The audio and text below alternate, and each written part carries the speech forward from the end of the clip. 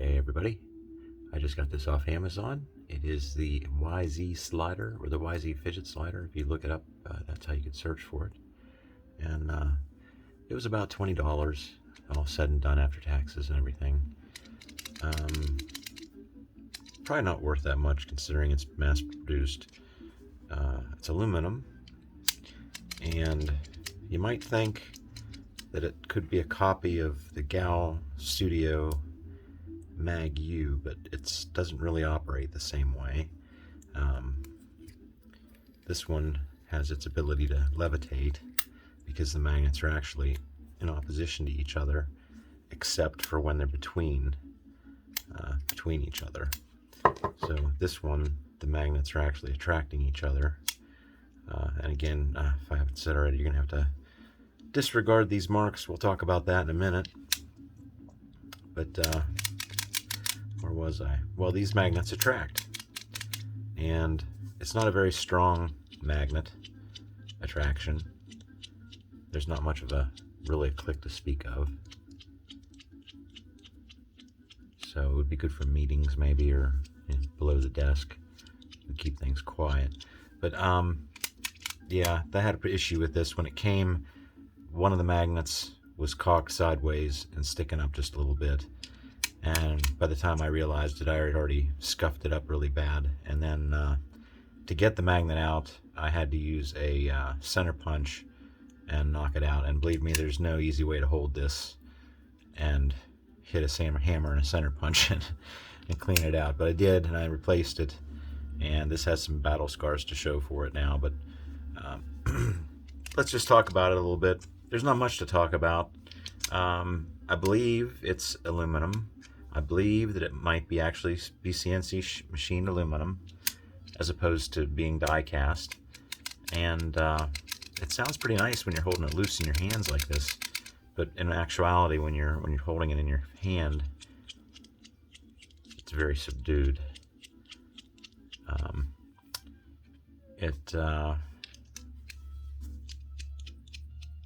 It's kind of hard to hold on to as well. It's just like this in the same sense. It's like this did not come with a lanyard on it or a bead, and it's not really supposed to be that way, but you can do it. And this deserves a video all by itself, so I don't want to go on about it. But this is so hard to hold and do anything with. You can make this click too, although it's more difficult to do, and it'll go the other way. But I have to glue mine up, otherwise I'm just unscrewing it. So it's the same in that respect. It's kind of hard to hold. It's much bigger.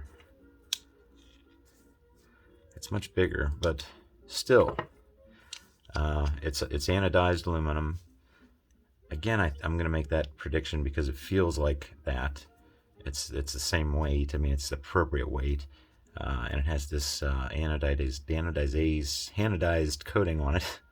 And it's similar to some other things. Like, I've gotten this coin off of Amazon recently. It's aluminum, it's anodized, and it's slippery as hell too.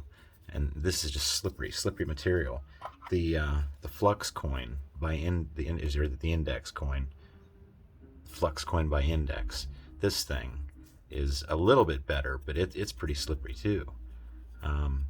So part of the plan is to sandblast this, and then it'll be a little bit grippier. But for $20, I don't know if you feel that's something you could use, then it's worth $20 to you. To me, for the collector's interest, it's worth having, but I don't think it's worth more than $15. I don't know. But that's what I have to say about that. Let's compare it with a few things. We'll do the usual. I've already compared it sort of with the Gal Studios Mag-U.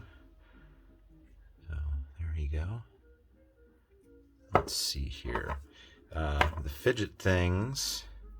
This is the chill pill with the extra dose. We'll take that off once. So in comparison, it's pretty small. And I think this was called the Chill Pill Max. Now we're getting to a similar size, but not quite.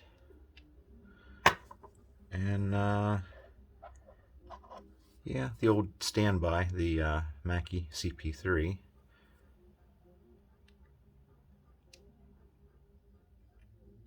So there you have a size comparison. Let's go ahead and do a weight.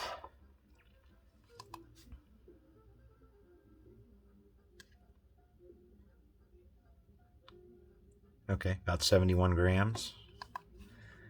And some dimensions. I'm getting 52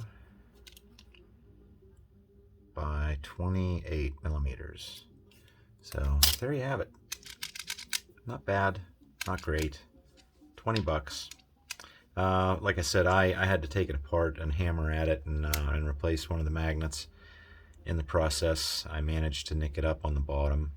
And one of the things I'm going to be doing here soon, I've been waiting till I have enough stuff to do, but I'm going to sandblast these. And I say sandblast in a generic sense because people don't really sandblast anymore. It's actually against the law, I think, in most states to sandblast with sand, because I think it caused, might be called silicosis of the lung. I mean, sand is cheap and easy to use, but it does cause problems, just like coal dust does. You know, coal miners get black lung and so on. But I do have a sandblaster that I can plug into anybody's compressor. I just have to find somebody that has a compressor. So I have a friend that has one, and I just gotta line up time to go do it. And I want to wait until I have a few things to do, and that's kind of why I brought these out to talk about them too. They're so slippery. This was nice and inexpensive on Amazon. Aluminum again, but very slippery unless your fingers are moist. And where I live, most of the time of the year, it's pretty dry around here. It's not humid. Same thing with this this flux coin. I'm gonna sandblast them all, and I think, you know what? I think I'll show you what my little sandblaster looks like in case you're curious. I went on and on about wanting to sandblast stuff and maybe buying a cabinet at one point in time. And I don't really have a place to put a sandblasting cabinet or all the stuff you need to run one, like a compressor and everything. So I just bought a gun that you plug onto the end of a hose. Let me show you what that looks like.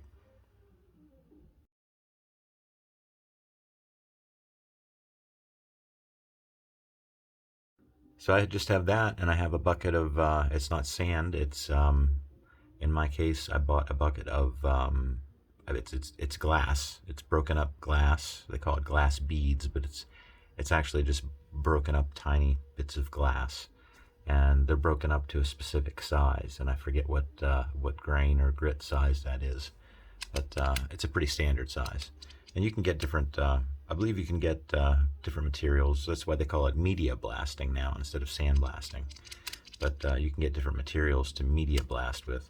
I know one of the other materials, as strange as it sounds, is walnut. I think they grind up walnut shells, and you can use that to media blast certain things. I don't know what it would do to metal, but a good sandblasting will take off the anodization on this, and this, and this, and what it'll do is make it like this.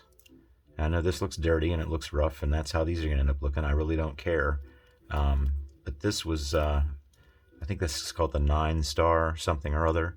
I did a review on this by itself, and it's a pretty unique, interesting piece. But it was originally anodized blue, shiny blue aluminum, and it was so slippery that you just couldn't get a good grip on it. And I took my sandblaster to it, and now you can see. Let's see how if I can get close up to it. You can sort of see. It's rough, but it's smooth at the same time. It's hard to explain, but it's so easy to get a grip on it, and that's how the rest of these are going to be when I'm done. So there you go. For 20 bucks, if this is your kind of thing, then there you go. Thanks for watching. I'll have something new here coming up soon, and I have a new idea that I think is going to be interesting. We'll leave it at that. Thanks for watching. Bye.